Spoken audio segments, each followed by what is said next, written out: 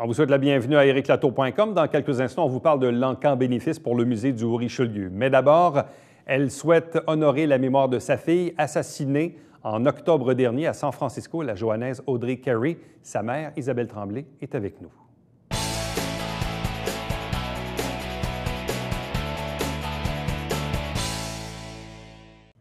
Lundi dernier, à l'Hôtel de Ville de Saint-Jean-sur-Richelieu, un certain groupe de citoyens s'est présenté au micro au tout début de la période de questions pour réclamer l'implantation d'un arbre, un chêne, dans le parc Ronald-Beauregard à Saint-Jean-sur-Richelieu pour honorer la mémoire de Audrey Carey, une jeune fille de 23 ans qui a été assassinée à San Francisco en octobre dernier, donc c'est quand même assez récent. Et avec nous ce soir, sa mère, Isabelle Tremblay. Bonsoir à vous. Bonsoir. Accompagnée de l'ex-député fédéral de Saint-Jean, Claude Bachand, qui accompagne madame. Bonsoir et bienvenue. Bonsoir. Madame Tremblay, évidemment, l'événement est assez récent.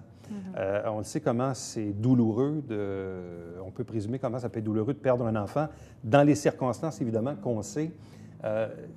Question toute simple, comment allez-vous aujourd'hui?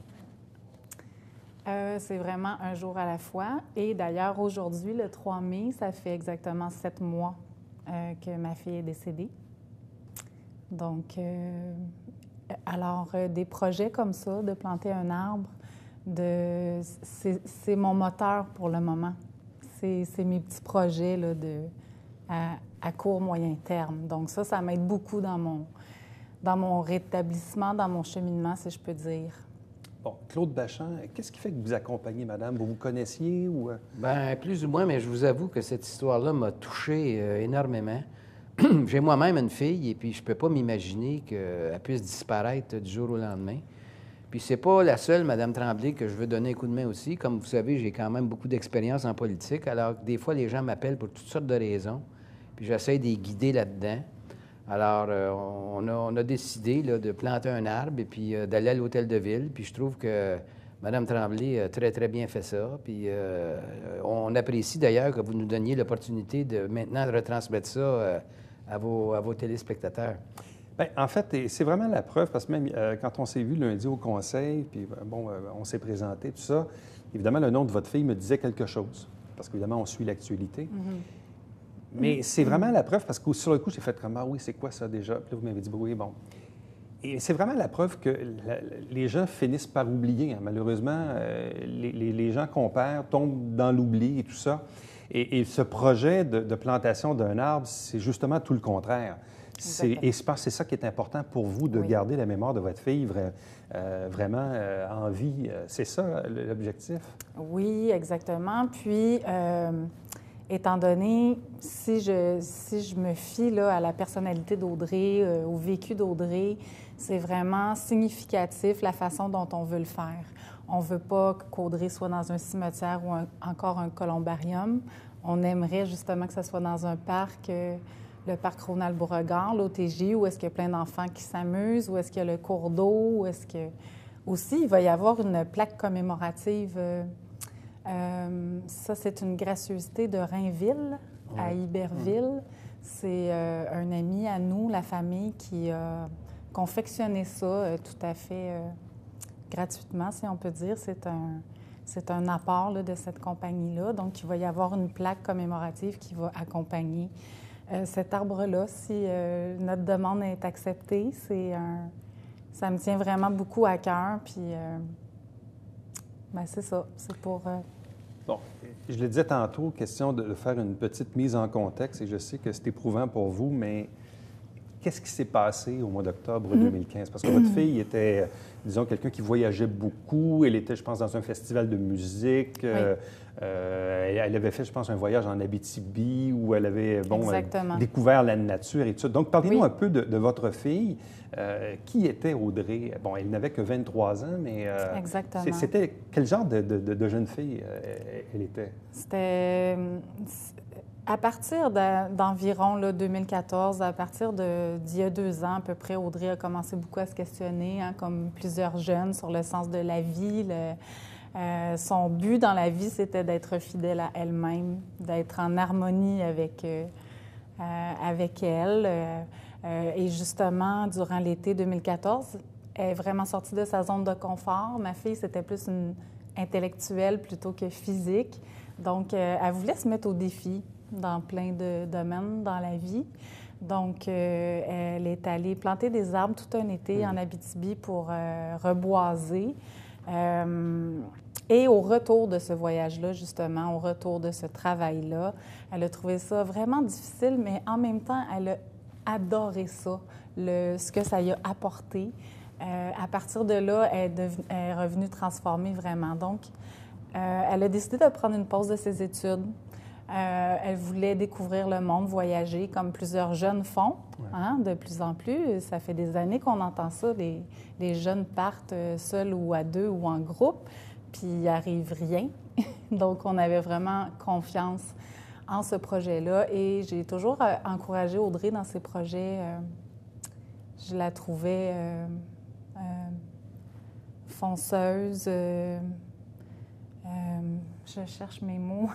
Aventurière, peut-être? Aventurière un peu, mais tu sais, vraiment, elle avait une idée dans la tête, puis elle avait ce projet-là. Bref, elle en parlait depuis un an de partir, peu importe la destination.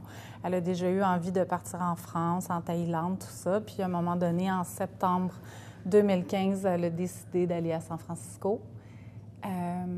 Puis elle me disait, peu importe la destination, c'est le voyage, c'est le cheminement que je fais là-dedans. Et là, elle voulait partir pour quoi? Pour 6 mois, 1 an? Elle voulait non, se promener pas du ou tout. elle voulait rester là-bas? Ou, Non, pas 6 mois, 1 an. Donc, en premier, ça a commencé, elle ne savait pas trop combien de temps, mais dès son départ, le 19 septembre, elle a eu un pépin aux douanes qui disait à l'aéroport, puisqu'elle n'avait pas son billet de retour. Donc, on a dit, vous entrez aux États-Unis, c'est pas comme ça que ça fonctionne. Ça prend une date de retour et c'est à ce moment-là qu'on a su qu'elle avait comme 1 mois pour revenir. Okay. Donc, elle a quitté le 19 septembre. Sac à dos, camping, auberge de jeunesse. Elle voulait découvrir le monde, comme je disais tantôt. C'était une première destination seule parce qu'auparavant, elle avait fait des voyages plus organisés avec le cégep, l'université, etc. Donc, bref, ça a été seulement d'une durée de 2 semaines, son voyage. Elle s'est retrouvée au mauvais endroit, au mauvais moment. Oui, c'est ce qu'on dit. Oui, c'est ce qu'on dit.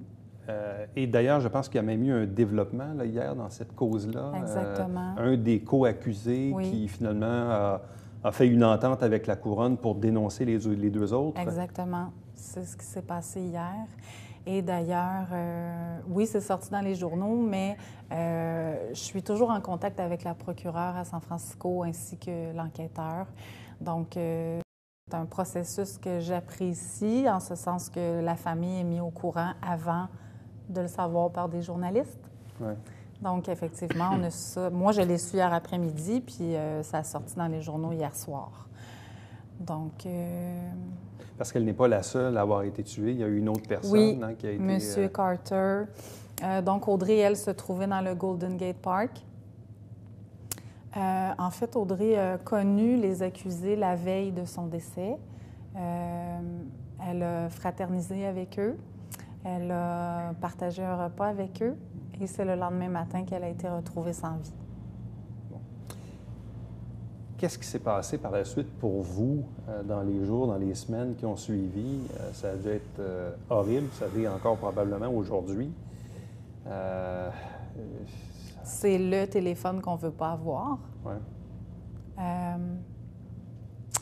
C'est arrivé dans la nuit du 2 au 3 octobre et moi, je l'ai su le 4 octobre au soir. Donc, j'ai reçu un appel d'un officier de police de San Francisco pour une urgence pour Audrey Carey. Donc, tout de suite, j'ai su, là, moi, j'ai une bonne compréhension de l'anglais, mais là, je comprenais plus rien, là. Donc, c'est comme ça qu'on l'a appris. Puis les jours et les semaines qui ont suivi, ça a été un tourbillon de... c'est certain que, étant donné que c'est aux États-Unis, ça complique les choses. Ouais. Donc, il y avait tellement de choses administratives, judiciaires, rapatriement du corps à voir. Donc, ça a été un tourbillon infernal pendant plusieurs semaines ensuite, là. Claude Bachand, à l'occasion du conseil lundi, vous avez dit quelque chose qui, moi, comme père de famille aussi, m'a fendu le cœur. Bon, vous dites, oui, moi, je suis père d'une jeune fille, une fille unique. Oui. C'était votre fille unique. Oui. C'est c'est venu vous chercher, Claude? Bien, il n'y a pas juste le fait que c'est venu me chercher à cause que j'ai une fille, mais c'est toute la situation que Isabelle vient d'exprimer. Automatiquement, quand on a des enfants, on ressent un autre type de douleur lorsqu'on constate une situation comme ça que quand on n'en a pas. Moi, je me rappelle très bien, dans ma carrière, il m'est arrivé des choses où, tu sais, je veux dire, il arrivait un malheur, puis tu n'avais pas d'enfant, fait que tu sympathises, mais on passe à un autre niveau quand on est parent. Surtout, moi, je suis parent d'une jeune fille, unique. Alors, c'est pour ça que... Puis j'avais connu quand même Isabelle un petit peu avant, puis je comprenais pas ce qui se passait au début parce que je constatais qu'il y avait un malheur qui s'était passé. Jusqu'à temps que j'écrive sur le site d'Isabelle qu'est-ce qui se passe, puis c'est là qu'elle me l'a appris. Alors, par la suite, bien là, on a pris contact, puis comme je vous disais tantôt, quand tu as eu beaucoup d'années, soit syndicales ou politiques, bien, tu es enclin à donner un coup de main aux gens pour les guider un peu dans les coulisses du pouvoir, si je peux dire. Ouais. Là. Puis c'est ça qu'on a consacré hier. À quel moment le projet de l'arbre est-il arrivé? Parce que, bon, vous l'avez dit tantôt, ça fait à peine 7 mois. Exactement.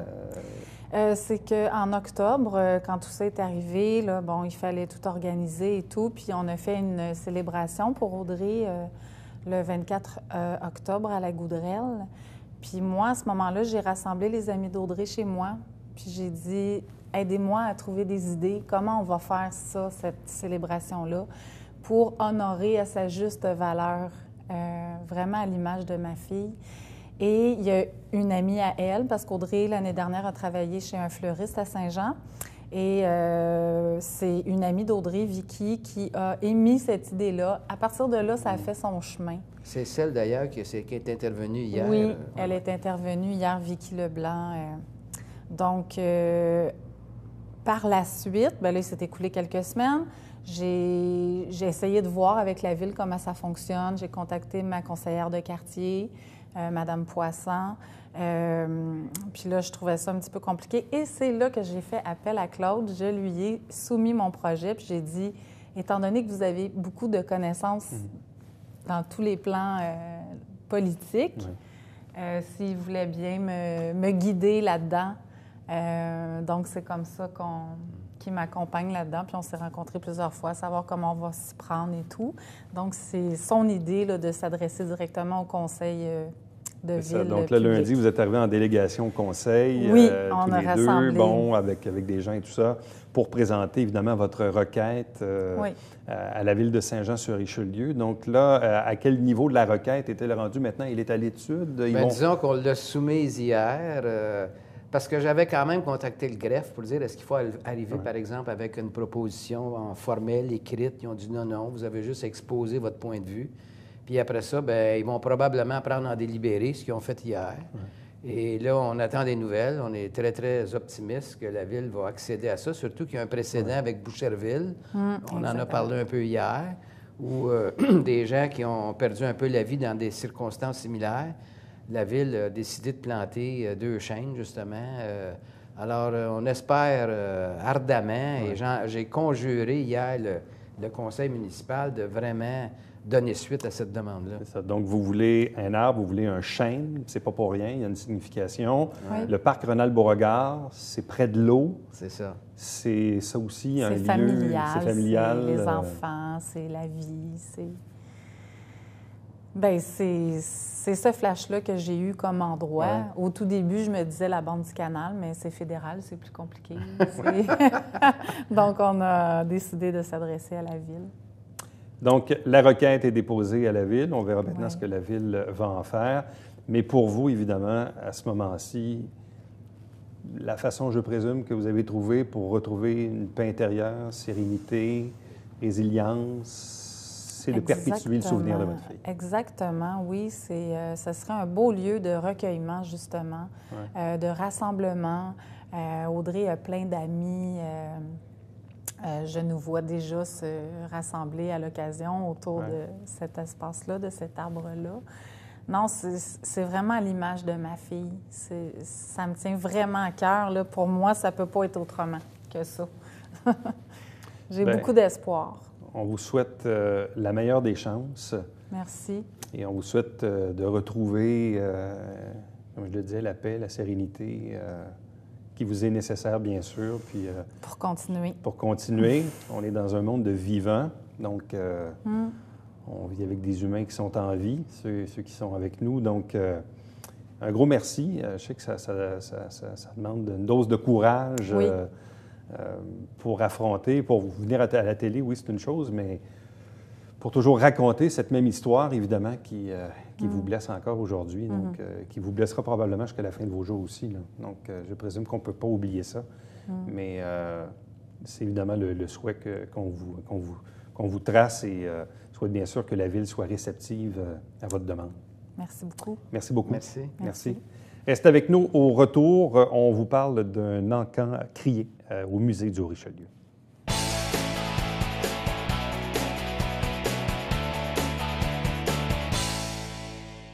Salut, ici Alexandre Baudouin. Et François Trépanier. François, cette semaine, on parle de basketball. Oui, avec Danny Vincent de l'Académie Davy B-Ball et avec Rachel Gaudry, joueuse étoile des Riverains. Exactement, et étoile montante en Oui. plus. Oh oui. Manquez pas ça.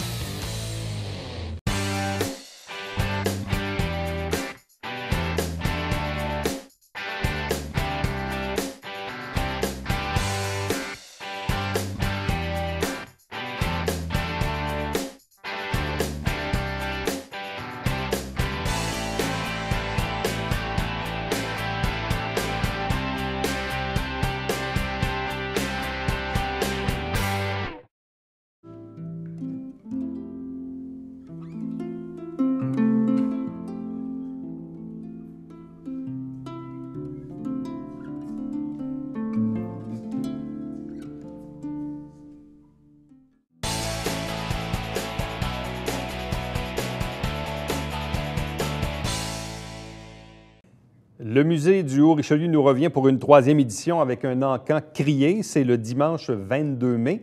Avec nous pour en parler, l'encanteur Mario Wilson. Bonsoir et bienvenue. Bonsoir. Donc déjà, la 3e édition, c'est donc dire que les 2 premières ont porté fruit. Bien, c'est surtout qu'il y a eu un crescendo, là. La première, évidemment, pas trop de monde, plus qu'il faut. Mais après ça, la deuxième, ça a augmenté, autant en qualité de ce qu'on avait à présenter qu'en masse de population. Donc, ça a été très intéressant. On est super optimiste pour l'édition qui s'en vient. Ça s'adresse à qui? Bien, en fait, c'est un encan d'antiquité et d'œuvres d'art, donc les gens qui sont près de ces 2 domaines-là. Un peu moins les œuvres d'art, évidemment, parce qu'au 2e encan, ça n'a pas été notre point fort. Mais les antiquités, ça s'adresse à ceux qui aiment encore les vieux meubles, les collectionneurs, les amateurs, simplement, et je dirais même les designers, parce que des fois, on a des pièces qui peuvent être retapées puis être utilisées à d'autres fins, mais à partir d'un vieux meuble. Là. On voit ça beaucoup. D'où viennent ces pièces? Alors, il y a eu un appel de fait au public. On a dit aux gens, on aimerait ça que vous nous fassiez des dons et les sous qu'on va ramasser, ça va être du 100 pour le musée. On vous émet un reçu d'impôt, évidemment, selon le montant. Sinon, apportez-nous des pièces et puis sur le montant de la vente, on retient 15 pour le musée. En fait, c'est 15 de ce côté-là et 10 pour l'acheteur. Donc, ça nous fait 25 sur chaque morceau vendu. Bon. Et jusqu'à présent, quelles sont les pièces que vous avez réussi, disons, à récolter de gauche à droite? On a des objets intéressants qui sont surtout des objets de collection. Jasais avec notre expert qui est bien calé là, dans les embouteilleurs anciens, les compagnies là, qui faisaient beaucoup de publicité comme Molson ou le Canadien de Montréal, etc. Et on a découvert dans un de nos lots, la dame ne savait pas trop ce qu'elle avait, elle nous donne ça, puis elle dit « Let's go, vendez-moi ça », tu sais. Un jeu de cartes de la compagnie Molson 1925. Okay? C'est de la publicité, très à la mode aujourd'hui, le publicitaire est très bon vendeur dans le domaine de l'antiquité. Sauf que le Snow de jeu, il n'a jamais servi. Il est encore dans son enveloppe originale avec le timbre de 15 cents de frais de l'administration gouvernementale, qui, dans ce temps-là, quand tu avais des jeux de hasard, tu payais une taxe. Ça va être l'enfer parce qu'il y a bien des gens qui connaissent ça. Puis là, on l'a mis sur le site du musée, sur la page Facebook. OK. On voit du monde pas mal intéressé pour ça. Il y a aussi d'autres petits objets. Un petit cruche en grès, 1/4 de gallon, qui vient de Fraserville. Fraserville, c'est maintenant Rivière-du-Loup depuis 1919, mais aussi 1/4 de gallon. Super rare, là. Tu ne mets pas de la piquette là-dedans, là. C'est 1/4 de gallon. Fait que c'est certainement une boisson forte qu'il y avait là-dedans, cognac ou autre. Et puis ça, c'est très aimé des collectionneurs, parce que tu peux en mettre 15 sur une tablette au lieu de 3 cruches de 4 gallons, tu sais. Entre autres. Qu'est-ce que vous avez en termes de meubles? De meubles, un peu moins. On a une bibliothèque à section, là, tu sais, les pas Ouais. trouve comme ça, 5 étages. Ça, c'est bon vendeur, certain. On a une vieille caisse enregistreuse, mais malheureusement pas nécessairement en très bon état. Et des petites chaises, évidemment. On a une chaise versante extraordinaire de style East Lake, donc autour de 1900. Certaines pièces très intéressantes. Donc, vous risquez d'avoir à peu près combien de pièces en vente? Bien, normalement, voyez-vous, la deuxième, là, ça a bien été, mais il y avait... le monde était trop à l'étroit dans le musée. là. C'est ça, là. C'est un peu notre problème. Là. Maintenant, on le fait à l'extérieur du musée, ce troisième encamp. Le 22 mai, il faut qu'il fasse beau, mais j'ai un chum en haut qui est décédé depuis longtemps qui va m'arranger ça. Il y a besoin. Mais Vous j'arrive, faites moi. ça où, dehors? Oui, sous la deuxième couverture, là, qui est Ouais. adjacente au stationnement. C'est très grand. Et puis, si jamais il fait mauvais, on descend les toiles qui vont à la mi-hauteur. Donc, on va se couper du vent, puis de l'humidité, puis tout ça. Le système de son va devoir être organisé en conséquence. Mais là, on peut accueillir 300 personnes sans problème. Tu sais. Dans la salle, en haut de 125, d'ailleurs, c'était le maximum qu'on pouvait. Tu sais, il y a un petit papier qui dit... Oui, le permis d'occupation. Non, mais les pompiers disent qu'il les ne faut pas pompiers, qu'il en c'est rentre ça, plus que ouais. 125, sinon on vide. Tu sais qu'on était à 150 la deuxième fois. Là, je peux le dire, c'est que c'est réglé. Ils ne viendront pas nous mettre du monde dehors. Mais là, on va être plus grandement installé. Va être mieux installé. Donc, vous pouvez avoir quand même plusieurs dizaines d'exhibits, là, de pièces, Bien, ce qui arrive, c'est qu'on va à peu près à 200-250. quand même. La dernière fois, on avait débordé 250. C'est long. Ça veut dire que les dernières pièces, là, il commence à manquer du monde dans la salle et l'intérêt est à la baisse. Tu sais. Un encan, c'est comme ça que ça marche. Les premiers morceaux, c'est des morceaux ordinaires. Le centre de l'encan, le gros stock est là. Puis vers la fin, tu descends tranquillement en valeur marchande, évidemment, ou en intérêt diminuant. Là. Puis là, l'année passée, la pièce que vous avez vendue le plus cher, c'était combien? Ah, tablette, c'est une bonne question. Moi, j'ai un petit problème quand je fais des encans, OK? Je crie, je monte le prix, puis j'intéresse les gens à la pièce. Mais si tu me demandes après ça, 5 minutes après, combien ça s'est vendu, j'ai aucune idée. Il y a 3 dames à gauche là, qui ont écrit les montants. Moi, c'est tout ce que je sais. C'est que les autres s'occupent de ça, tu sais. Mais certainement, là, des morceaux à 400-500$, là, c'est pas rare, là. On va probablement en avoir une coupe encore là. Mais l'intérêt de cet encan-ci, c'est qu'on s'ouvre sur le monde. On a une dame qui nous a donné des objets qui proviennent de son mari défunt et qui sont de confession musulmane. Ah, ouais. On a des tapis de prière, des espèces de grandes tapisseries qu'on met au mur. Puis on a même un paquet de cigarettes russes pas ouvertes, qui Pas date à peu ouvert. près de 1930-1940. Toute beauté. C'est écrit en russe dessus, on comprend rien. Mais quand on le rouvre, on voit bien que c'est des cigarettes, puis sont toutes parfaites, pas de filtre, évidemment. C'est ancien, tu sais. Mais ça, c'est intéressant aussi. Tu sais, on essaie d'avoir une bonne variété d'objets pour intéresser le plus de monde possible. Ce type d'événement qui va se tenir chez nous à Saint-Jean, est-ce qu'il y en a plusieurs au Québec dans une saison d'encan? Il y en a dans certains lieux où les musées l'organisent ou dans certains festivals. Je sais qu'en Gaspésie, il y a le Festival de l'art folklorique ou je ne sais pas quoi. Là, tu sais, les affaires modernes, là, sculptées, mais un peu à la naïve. Là, bon. Mais sinon, il y a des encanteurs qui le font régulièrement. Ils ont leur site avec les dates quand ont lieu les encans, comme à Tim Potter à Odessa, en Ontario, fait des encans extraordinaires. Les gens collectionnent pendant 50 ans. Puis quand il y en a un des deux qui décède, l'autre va tout porter ça chez Tim Potter puis passer à l'encan. Ça, on a ça ici au Québec, là, évidemment, là, Rainville, etc. Je pourrais t'en nommer plusieurs. Là, tu sais. Là, comment ça va fonctionner? Les gens peuvent dès maintenant voir les objets sur le site Internet du musée. Oui. Et le dimanche matin, à partir de 11 heures, Ouais. les gens peuvent voir, évidemment en vrai, là, pas en Ouais, photo, ouais, là, les non. objets. Ouais. Mais l'encan comme tel va commencer aux alentours de 13h, 13h30? Oui, c'est ça. Quand les gens vont avoir réussi à faire le tour un peu, c'est évident que si tu veux acheter une bibliothèque, d'ailleurs, on a une belle à 2 portes. Et si tu veux acheter une bibliothèque, tu la vois sur photo, elle peut être très belle, mais elle peut être cartonnée en arrière, là. Tu sais, il faut être taponner un peu l'objet. Faut que tu la vois là. en vrai, là. Oui, oui, absolument. Ça, c'est sûr. Puis ça touche plusieurs objets que nous avons. Là. Tu sais, des fois, tu photographies une chaise, elle est extraordinaire, tu assis dedans, puis tu te retrouves à terre. Tu sais, on n'accepte pas des objets comme ça, là, mais c'est pour dire que quand tu achètes un objet à l'encan, c'est vendu tel quel, puis nénette, là, tu peux pas venir. Si après avoir acheté un morceau de vaisselle, tu dis, hein, c'est un bol à 3 pattes, puis il manque une patte, c'est parce qu'elle manquait la patte quand tu étais supposé d'avoir été checké le lot. Là, tu sais. Ah, ouais.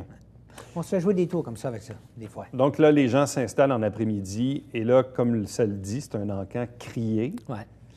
Donc là, vous partez les montants, puis est-ce que vous déterminez déjà un montant là, de départ sur les objets? La plupart du temps, je vais le déterminer selon la salle. Tu sais, si... OK. Parce que tout le temps que les gens surveillent les morceaux, moi, je les surveille. Tu sais, puis s'il y a 15 personnes qui regardent nos objets qui sont publicitaires, de Molson, de Coke, etc., je vais savoir que la table est profonde de ce côté-là. Fait que ma bouteille de Coke, ça d'autre, avec le couvert original puis le Coke encore dedans, qui date de 1959, ne partirait pas à 3 piastres. Parce que je sais qu'il y a 10 personnes intéressées dans ça. OK, Tu sais, OK. c'est un peu comme ça. Sinon, il y a des gens qui nous ont dit en bas de ça me ferait mal au cœur. Parfait, ça sera le prix de départ. Par contre, s'il n'y a pas d'offre à ce prix-là, vous retournez avec votre objet et vous nous devez rien, évidemment. tu sais. Mais normalement, les prix de départ sont... Puis dans le jeu de l'encan, est-ce que vous avez vu là, parfois des gens dire, ah, ben là, je sais pas moi, c'est 50, puis l'autre 75, puis 100, puis 25, puis que les gens se relancent comme ça là, jusqu'à temps que... Oui, puis ce qui est comique, c'est qu'il y a des fois, il y a des gens qui font des bons sauts. Je me rappelle d'une boîte de livres qu'on a vendue au dernier encan. Moi, j'ai feuilleté les livres, puis c'est des vieux livres, quelques-uns religieux. Ouais. Je sais que ça ne vaut pas grand-chose. Fait que j'ai parti à la boîte, je pense à 10 ou 15 $. Il y avait 6 livres que je n'avais pas regardés comme il faut. Tout écrit à la mitaine. Okay. Les livres de musique, tout écrit à la mitaine. Tablette, ça vaut des sous. Ça s'est mis à monter assez rapidement. 15, 20, 25, 30, 35. À un moment donné, il y en a un dans le fond. 100. Ça va faire le niaisage. 150, 200. Ah, ouais. Finalement, je pense qu'on l'a vendu 300, 315, la boîte. Là, Mario Wilson, merci beaucoup. Donc, on invite les gens, 3e édition de cet encan bénéfice, le dimanche 22 mai au Musée du Haut-Richelieu. Merci beaucoup. Merci. Restez avec nous. Au retour, on vous présente le Babillard quotidien.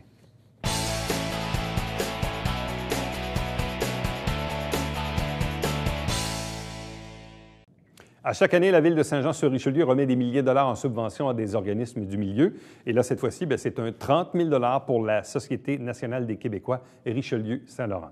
Chaque semaine, on vous présente des extraits du conseil municipal. Vous avez l'horaire à l'écran de cette émission. Chaque dimanche matin, 9h30, en direct, c'est le Télébingo avec 3 500 $ en prix. Et il y a une trentaine d'endroits dans la région pour acheter vos livrets. Et nous, notre prochain rendez-vous, c'est demain. Bye-bye.